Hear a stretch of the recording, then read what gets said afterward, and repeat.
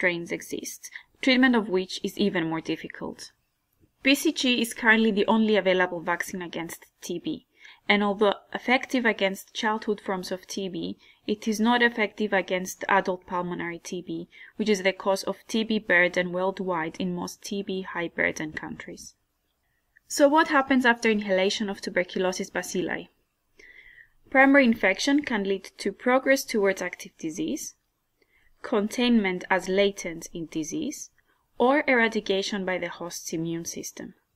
The risk of developing active TB is 5 to 10% over a lifetime, but the risk is 10% every year for people who are co-infected with HIV. People that eradicate the primary infection have a negative TST and IGRA test. TST is a tuberculin skin test whereby purified protein derivative, PPD, is injected into the forearm intradermally. People who have been exposed to the bacteria are expected to mount an immune response to the site of infection.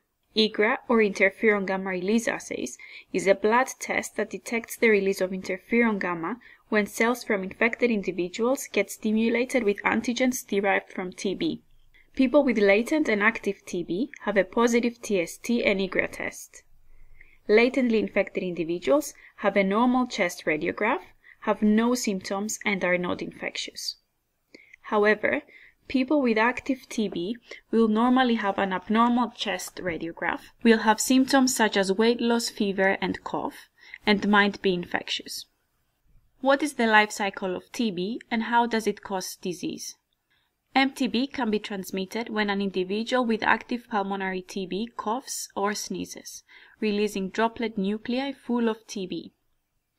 These droplets can remain airborne for several hours, depending on the environment. Transmission occurs when a person inhales these droplets and the TB bacilli